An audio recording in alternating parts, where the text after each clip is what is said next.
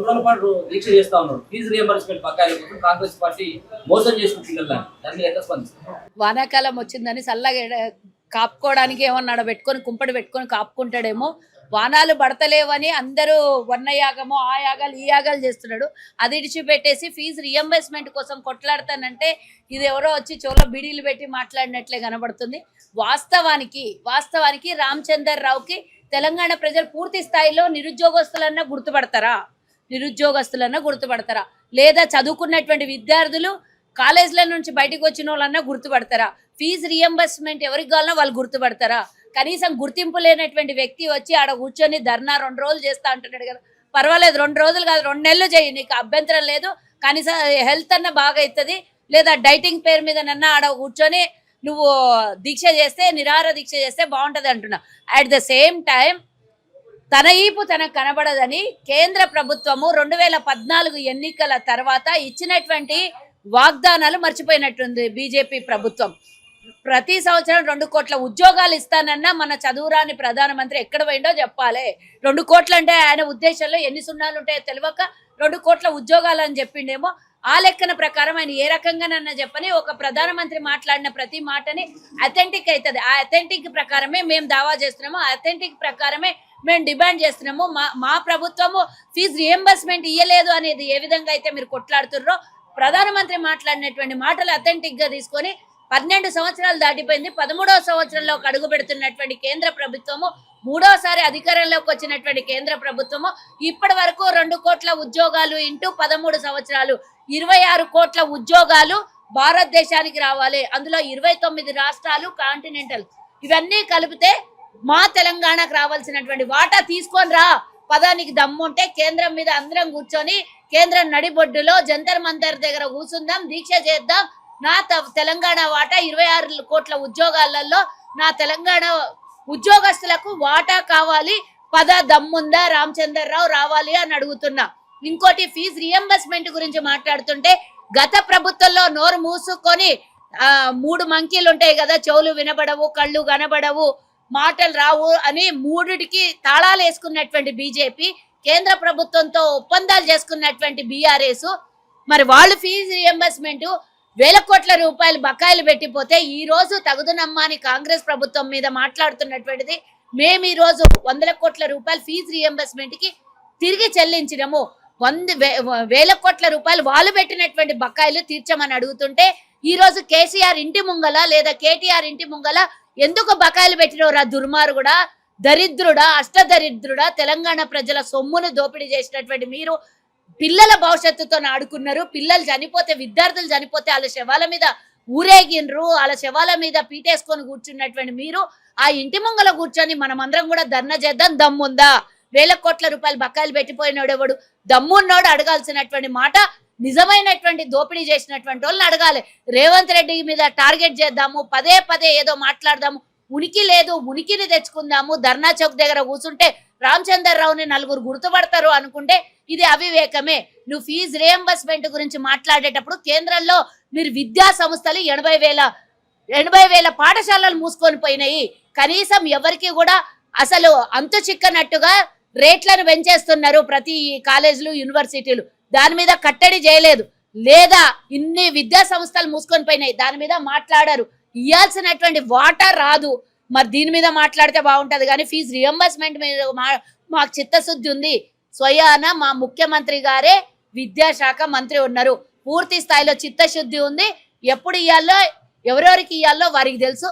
తప్పకుండా ఇస్తారు. రాష్ట్రం అప్పుల పాలు చేసి రూపాయి కూడబెట్టి అన్ని అప్పులు తీరుస్తున్నాం, వడ్డీలు కడుతున్నాం.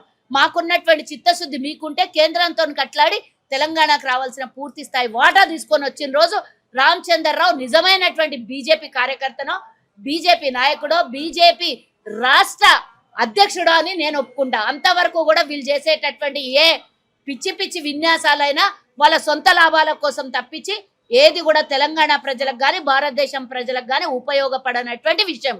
ఇప్పుడు ఈ సర్కార్ 5 ఏళ్ల పాటు ఉండేటట్టుగా లేదు, అవినీతితో అంతర్గత భూములాడుతుంటుంది, ఆగమాగం అవుతుంది అనేది ఇదే రామచంద్రరావు స్టేట్మెంట్ ఇవ్వడం జరుగుతుంది. అంతే. మొన్నటిదాకా కేటీఆర్, కేసీఆర్, బీఆర్ఎస్ పాట అది. ఆ తర్వాత ఇప్పుడు బీజేపీ. అంటే వీళ్ళిద్దరూ ఒక అరలో 2 కత్తులు ఇమిడినాయి. శరీరాలు వేరైనా ఆత్మలు ఒకటే కాబట్టి వాళ్ళిద్దరి మాట ఒకటే ఉంటది. ఎప్పుడు ప్రభుత్వాన్ని కూల్చేద్దామా, వాళ్ళకి అలవాటు ఉన్న పనే కదా. ఎప్పుడు ప్రభుత్వాలు అన్ని రాష్ట్రాలలో ప్రభుత్వాన్ని కూల్చేసారు. ఈడ వద్దామేమో ఈడ చేద్దామేమో అంటారు. కానీ ఇది తెలంగాణ బిడ్డ.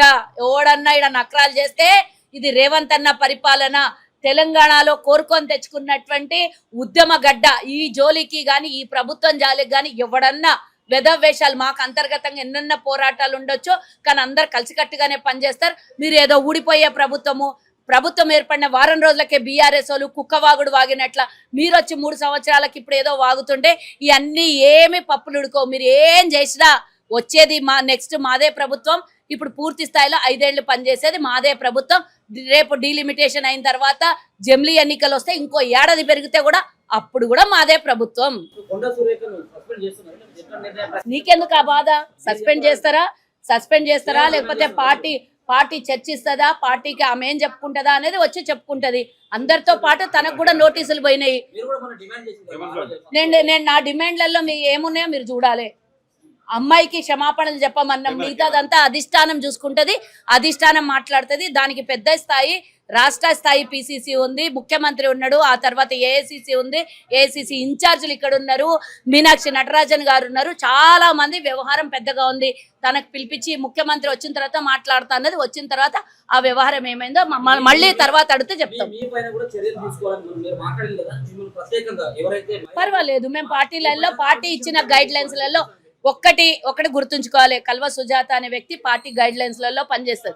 పార్టీ నాయకులకు కానీ, పార్టీకి కానీ, ప్రభుత్వానికి కానీ, మా నాయకుల మీద కానీ ఎలాంటిదైనా వాళ్ళ మీద ఆరోపణలు చేసినా, వాళ్ళ మీద ఆరోపణలు వేరే, వాళ్ళకి ఎవరన్నా ఏమన్నా అంటే మాత్రం ఊరుకోదనేది అందరికీ తెలిసినటువంటి విషయం. అందులో భాగంగానే నేను కొండా సురేఖ గారిని నేను తిట్టలేదు. కొండా సురేఖ గారి బిడ్డ ఎవరైతే సుష్మితా పాటిల్ ఉందో ఆమె పోయి బహిరంగ సభలో ముఖ్యమంత్రి గారిని అవమానించినందుకు డెఫినెట్గా ఒక మహిళగా ఇంకొక మహిళని నేను కించపరచదలుచుకోలేదు. అందులో మంత్రిగా ఉన్నటువంటి కొండా సురేఖ మీద అపారమైనటువంటి గౌరవం నాకున్నది. నా డిమాండ్ అల్లా ఆమె మీద ఉన్నది. ఆమె వచ్చి తల్లి బిడ్డ లాస్ట్ టైం ముఖ్యమంత్రికి ఏ విధంగా అయితే క్షమాపణ చెప్పిండ్రో అప్పుడు తన బాధ్యత వహించింది.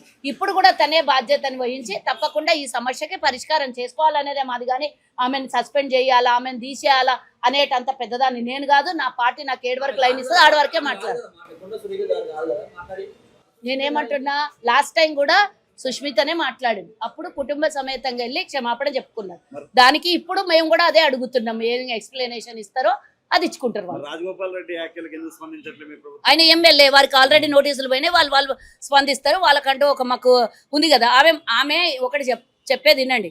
సుష్మితా పాటిల్ అనే వ్యక్తి కాంగ్రెస్ లో సభ్యత్వం లేనటువంటి వ్యక్తి, కానీ దానికి బాధ్యురాలు తప్పకుండా అక్కనే అవుతుంది. కాబట్టి అక్కకే అడిగినాం మేము. ఎవరు? తను ప్రభుత్వాన్ని ప్రశ్నించండు కానీ ముఖ్యమంత్రిని తిట్టలేదు. ఏమని తెలంగాణ కోసం పోరాడిన వాళ్ళు ఎవరెవరు వచ్చి పదవులు అనుభవిస్తారని చెప్పి మాట్లాడింది కదా. అంటే పేరు పెట్టి తిట్టలేదు కదా, మేము డైరెక్టే ముఖ్యమంత్రిని తిట్టింది కదా. ఏ సందర్భం ఏది ఉంటే దానికే మాట్లాడతాం. అవసరం లేని సందర్భాలు, అవసరం లేని విషయాలు ఎవరైనా సరే పార్టీ లైన్ దాటితే తప్పకుండా మేము మాట్లాడతాం.